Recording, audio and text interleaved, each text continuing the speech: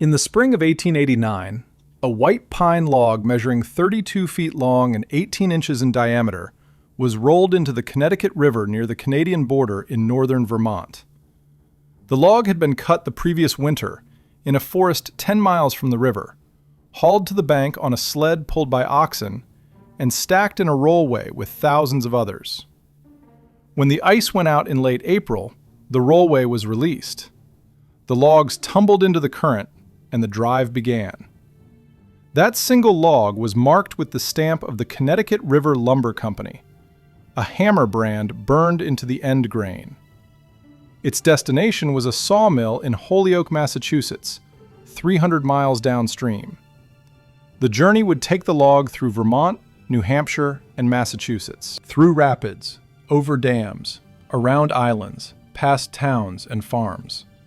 The log would be pushed by spring floods, guided by river drivers working on the timber itself, sorted at boom stations, and re-released to continue downstream. A normal drive, if conditions were good, took 60 to 90 days. But conditions were rarely good. Jams would form. The river would drop. Logs would hang up on sandbars or wash into side channels. Some logs took an entire season to reach the mills. Some took 2 years. And some never arrived at all, lost to floods, buried in mud, or broken apart in rapids. That single log, stamped and released in April 1889, reached the Holyoke Mills in October 1890. 18 months, 300 miles, and it was not unusual. This is the story of the longest log drive in New England, a transportation system that stretched from the forests of northern Vermont and New Hampshire to the industrial mills of Massachusetts. A system that moved hundreds of millions of board feet of timber every year, using nothing but river current, human labor, and the kind of patience that modern logistics cannot comprehend. The men who worked this drive were called river pigs, or river drivers. They spent months on the logs, riding the timber downstream, breaking jams, clearing obstacles, living in rough camps along the riverbanks. They worked in water cold enough to kill, on logs that rolled without warning, in rapids that could crush a man between 2 pieces of timber and leave nothing recognizable. They were paid by the day, fed beans and pork, and expected to risk their lives as casually as a man today risks a parking ticket. This is their story. The story of the long drive. 300 miles of river, 60 days of hell, and logs that sometimes took years to arrive. Let's start with the geography, because the Connecticut River is not one thing. It's a system. The river begins at the Connecticut Lakes on the New Hampshire-Quebec border, a series of small ponds and streams at an elevation of about 2,600 feet. From there, it flows south, forming the border between Vermont and New Hampshire for over 200 miles, then cuts through Massachusetts and Connecticut before emptying into Long Island Sound. The total length is 410 miles, making it the longest river in New England. But the log drives didn't use the entire river. They started in the headwaters, in the logging country of northern Vermont and New Hampshire, and ran downstream to the mill towns, Holyoke, Springfield, and Hartford. The usable drive distance was roughly 300 miles, and every mile of that distance was different. The upper river, in Vermont and New Hampshire, was fast and narrow. The current was strong, fed by snowmelt and tributaries draining the Green Mountains and the White Mountains. The channel was rocky, full of rapids and falls. The logs moved quickly here, sometimes too quickly. In high water, logs could travel 20 or 30 miles in a day, tumbling through rapids, bouncing off rocks, piling up in jams at every constriction. The river drivers had to keep pace, running along the banks or riding the logs themselves, working constantly to keep the drive moving. The middle river, through central New Hampshire and Massachusetts, was wider and slower. The current was gentler. The logs spread out, covering the river surface from bank to bank in some sections. Here, the challenge was not speed but control. Logs would drift into side channels, wash up on sandbars, or hang up on islands. The drivers had to patrol the entire width of the river, pushing stranded logs back into the current, breaking up small jams before they grew. The lower river, approaching the mills, was controlled by dams. The dams were built to power the mills, and they created obstacles for the log drives. The logs had to pass through sluices or be lifted over the dams using special mechanisms. Each dam was a bottleneck, a place where the drive could stall for days or weeks. The logs themselves came from the vast forests of northern New England: white pine, spruce, hemlock, and some hardwoods. The white pine was the prize. Straight, light, strong, and easy to work. A mature white pine could be 100 feet tall, with a trunk 3 feet across. One tree could produce 1,000 board feet of lumber, or more. The logging camps cut timber all winter, from November through March, when the ground was frozen and snow made it easier to skid the logs to the river. The logs were hauled on sleds, pulled by horses or oxen, and stacked on the riverbanks in massive rollways. A rollway was a temporary log storage system, a pile of logs held in place by key logs at the base. When the ice went out in the spring, the key logs were pulled, and the entire pile would cascade into the river. Thousands of logs at once. The sound was like thunder. The ground shook, and the river, which had been ice and quiet, was suddenly choked with timber. The drives were organized by the lumber companies, but the work was contracted out to independent driving crews. A typical crew consisted of 20 to 40 men, led by a boss driver who knew the river and had worked it for years. The crew would travel with the drive, moving downstream as the logs moved, camping along the banks, working from dawn until dark. The work was constant. Logs didn't stop. The river didn't rest. If a jam formed, it had to be broken immediately, or it would grow and stop the entire drive. If logs washed into a side channel, someone had to retrieve them. If the river dropped and logs were stranded on a bar, the crew had to wait for the next rise, or manually roll the logs back into the current. The tools were simple: a peavey or a cant hook, a long wooden pole with a hinged metal hook at the end, used to roll logs, break jams, and push timber. Every river driver carried one. It was as essential as his boots. The boots themselves were specialized. Called caulked boots or corks, they were leather boots with sharp steel spikes driven through the soles.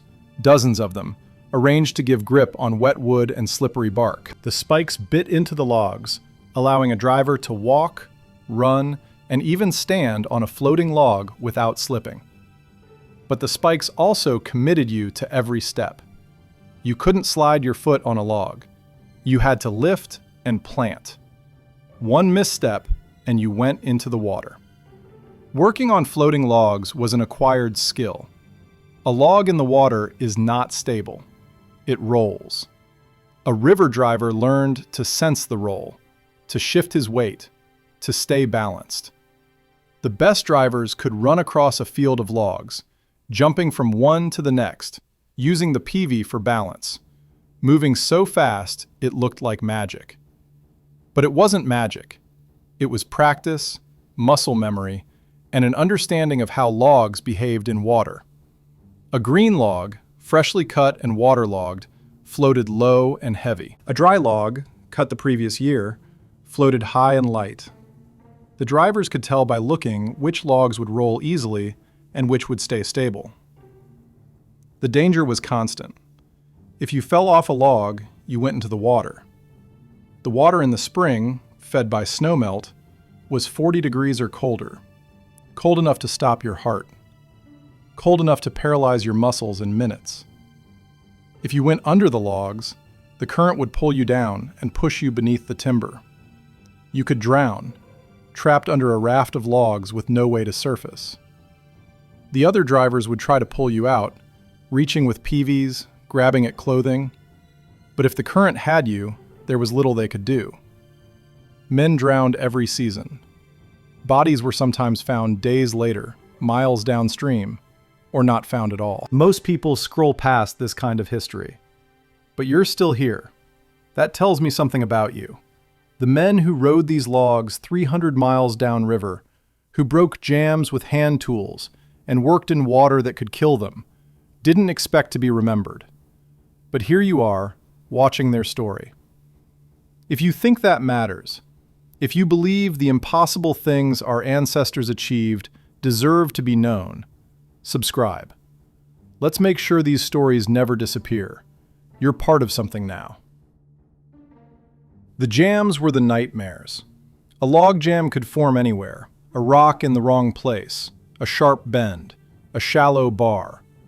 One log would hang up, others would pile behind it, then more and more. Within hours, you could have thousands of logs tangled together, locked by friction and weight, blocking the river. Behind the jam, more logs kept arriving, building pressure. A big jam could hold up the entire drive for days or weeks. Breaking a jam was the most dangerous work on the river. The crew would approach the jam, walking on the logs, looking for the key log, the one piece that was holding the mass together. It was part skill, part intuition. You looked for logs that seemed to be bearing more weight, logs that were bent or under compression. Once you identified a key log, you'd try to work it loose. Chop at it with an axe, pry at it with peaveys. Sometimes you'd attach a rope to it and use a horse team on the bank to pull. When the key log finally gave, the jam would break. Not slowly, instantly. The entire mass would lurch forward. Logs would tumble, grind, shift. The river would roar, and the men on the jam had seconds to get clear. If you were too slow, the logs would take you under, crush you, drown you. River drivers were killed breaking jams every season. Caught in the surge, pulled under. Bodies recovered downstream, or not recovered at all. In May 1892, a jam on the Connecticut River near White River Junction, Vermont, took 3 days to break. The jam was over a mile long, containing an estimated 10 million board feet of timber. The crew, working around the clock, finally identified the key log and blasted it with dynamite. The explosion shattered the log and the jam released. But the surge caught 2 drivers who hadn't cleared the area in time. One made it to the bank. The other, a man named James O'Malley, went under. His body was found 5 days later, 12 miles downstream, tangled in a debris pile. He was 27 years old. The company paid for the burial. His wages, $2.50 a day, were sent to his mother in Boston. The camps the drivers lived in were rough. Temporary shelters built along the riverbanks, sometimes just canvas tents, sometimes rough cabins thrown together from scrap lumber. The crew would move every few days, following the drive downstream. There was no comfort, no heat except for a fire, no beds except for blankets on the ground. The food was cooked over open fires by a camp cook, usually an older man who could no longer do the physical work of driving. Beans, salt pork, bread, coffee. The same meal every day. You ate fast, standing up, then went back to work. There was no leisure time, no days off. The drive ran 7 days a week until it was finished. The pay was daily. A river driver made $2 to $3 a day, depending on experience and the danger of the work. The boss driver made $5. At the end of the drive, when the logs reached the mills, the crew was paid out in cash. Most of the men would go into the nearest town, Holyoke or Springfield, and spend a week drinking, gambling, and visiting brothels. By the time they sobered up, the money was gone, and they'd be looking for the next job. Some went back to the logging camps for the winter. Some found work in the mills. Some just drifted. The river itself changed dramatically over the 300 miles. The upper Connecticut, in Vermont and New Hampshire, was wild. Rapids, falls, rock gardens. The logs moved fast, tumbling and bouncing. The drivers worked in constant motion, running along the banks, wading into the shallows, riding the logs through the rough water. 15-Mile Falls, a series of rapids and cascades near the Vermont-New Hampshire border, was one of the most dangerous sections. The river dropped over 100 feet in elevation through a narrow gorge filled with boulders. The logs went through like missiles, slamming into rocks, breaking apart, jamming in every crevice. The drivers couldn't ride the logs through the falls. They had to walk around, following trails along the gorge, and meet the logs at the bottom to sort out the wreckage. Logs shattered in the falls were a total loss. Split, broken, worthless. The companies accepted this as a cost. If 10% of the logs were destroyed in the falls, that was acceptable. The rest made it through, and the drive continued. Further downstream, past White River Junction and Bellows Falls, the river widened and slowed. Here, the logs spread out, covering the river surface in a continuous raft. From the banks, it looked like you could walk across the river without touching water, just stepping from log to log.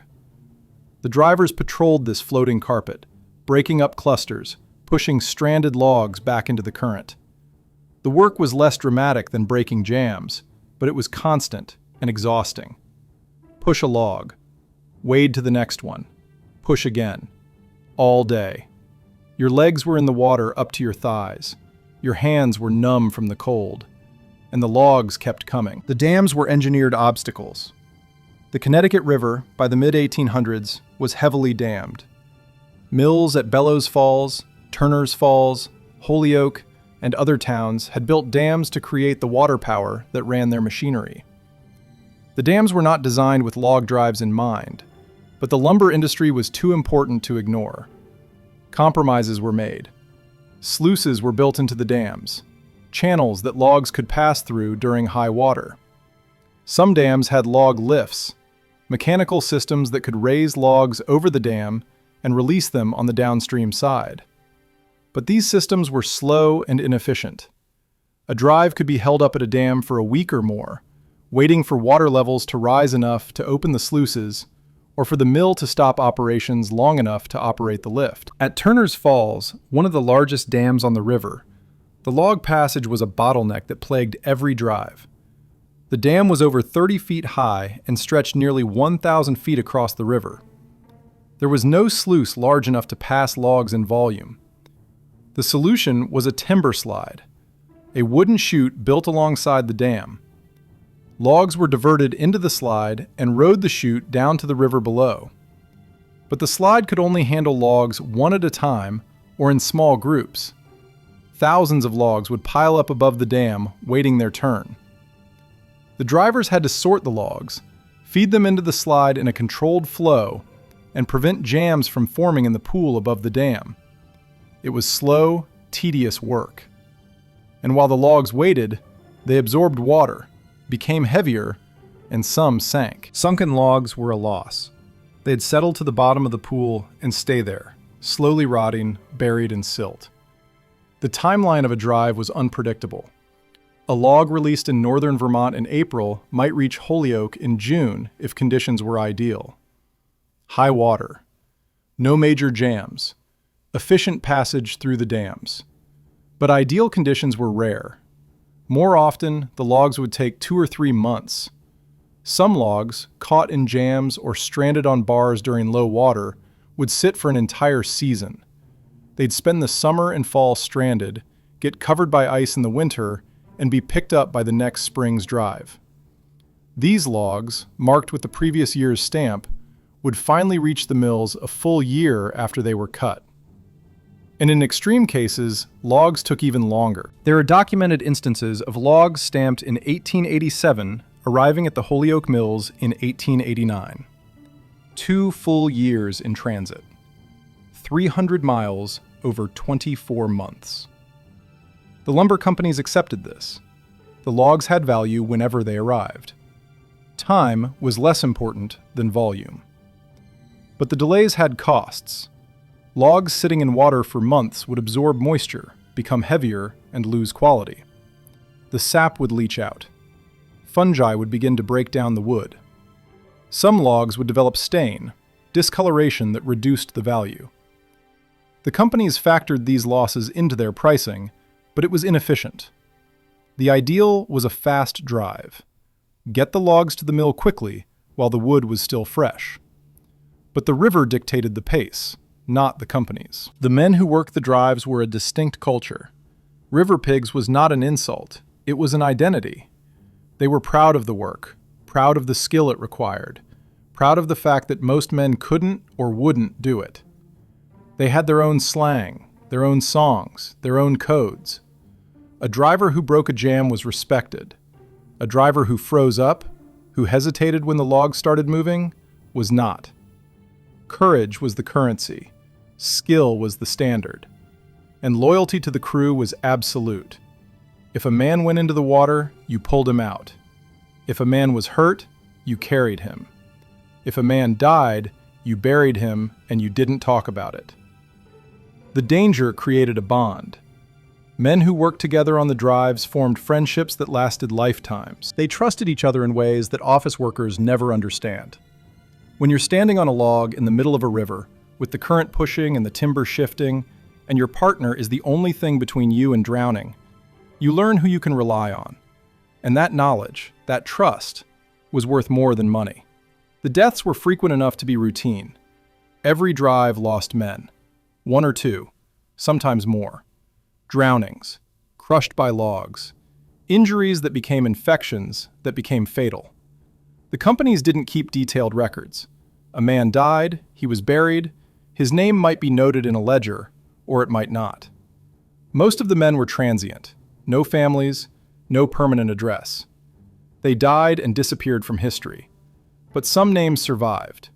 James O'Malley, drowned in 1892. Patrick Flannery, crushed in a jam in 1895. Carl Lindgren, fell from a log and broke his back in 1898, died 3 days later. These names appear in scattered records, newspaper notices, company logs. They're fragments, hints of the toll. The true number of men who died on the Connecticut River drives will never be known. Nobody was filming when these men risked their lives on floating timber, when they drowned in spring floods, when they were buried in unmarked graves along the riverbanks. No one was there to document their courage, their skill, their sacrifice. But we are now. If you believe their memory matters, if you think the men who moved the timber that built New England cities deserve to be known, subscribe. You're helping make sure these men are never forgotten. That's not just watching history, that's honoring it. By the early 1900s, the log drives on the Connecticut River were starting to decline. The forests of northern New England were being depleted. The big timber, the old-growth white pine, was mostly gone. What remained were smaller trees, second growth, and the economics were shifting. It was becoming cheaper to haul logs by rail than to drive them down the river. Logging railroads were being built into the forests, temporary lines that could reach timber in areas the river couldn't. A railroad could move logs year-round, not just in the spring. It was faster, more reliable, and didn't lose logs to jams and sinkage. The last major log drive on the Connecticut River was in 1915. It was a small drive by historical standards, maybe 15 million board feet. The crew was smaller, the methods were the same, but the industry was changing. By 1920, the drives had stopped entirely. The river, which had been a working highway for timber for over a century, returned to being just a river. The mills at Holyoke and Springfield switched to receiving logs by rail and later by truck. The boom stations, the structures built to sort and control the logs, were abandoned. Some were torn down. Some just collapsed and washed away in floods. The camps where the drivers had lived, the temporary shelters along the banks, disappeared. The forests grew back over the sites. Today, if you know where to look, you can find traces. A pile of rotted timbers, an old fire ring, rusted tools. But most of it is gone. The river drivers themselves, the last generation of men who worked the long drive, died out by the 1970s. A few oral histories were recorded, old men in their 80s and 90s talking about riding logs down the Connecticut in their youth. They described the work matter-of-factly, the cold, the danger, the camaraderie. They didn't romanticize it. It was a job. It was hard. It paid. And when it was over, they moved on. The legacy of the Connecticut River log drives is written in the buildings of New England. The white pine that was driven 300 miles from Vermont to Massachusetts was milled into boards and beams. Those boards build houses, factories, churches. Some of those buildings are still standing.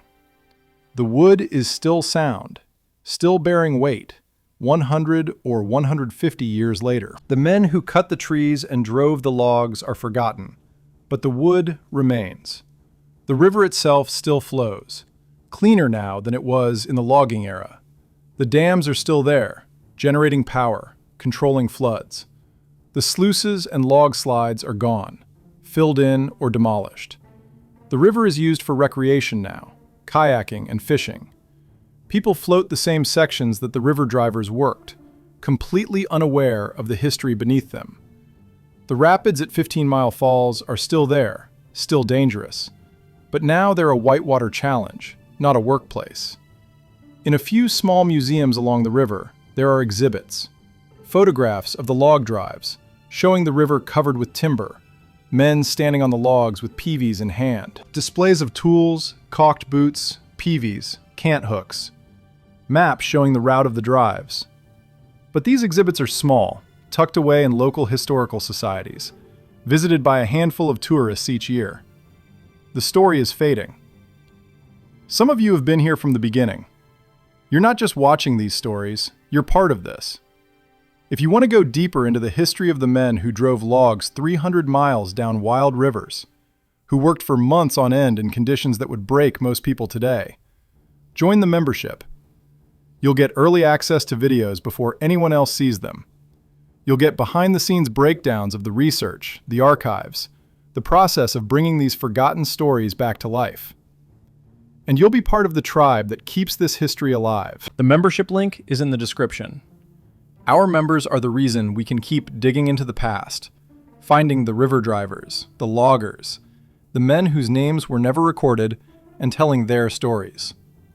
If you want to honor their legacy, the membership is waiting. The timeline of the long drive, the journey from the forests of Vermont to the mills of Massachusetts, is hard to grasp in a world of overnight shipping and real-time tracking. 300 miles. 60 to 100 days.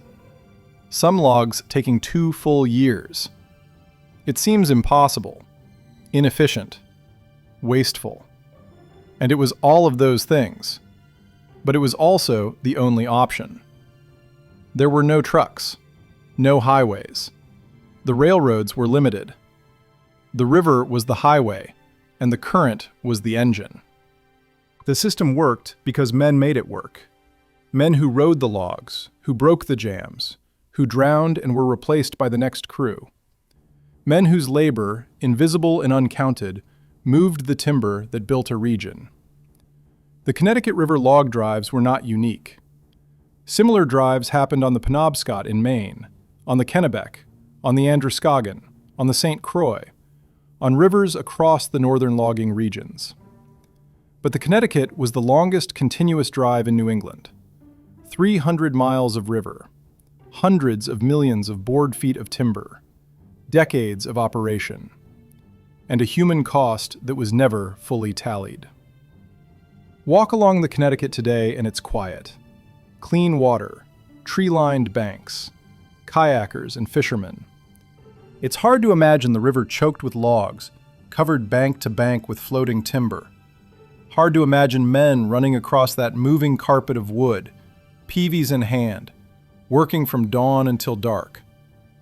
Hard to imagine the sound of a jam breaking, the roar of thousands of logs suddenly shifting, the shouts of the drivers trying to get clear. But it happened.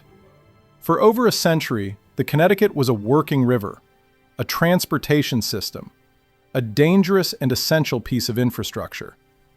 And the men who made it work, who drove the logs 300 miles downstream, who accepted the danger and the cold and the exhaustion as the price of the job, built the New England we know today.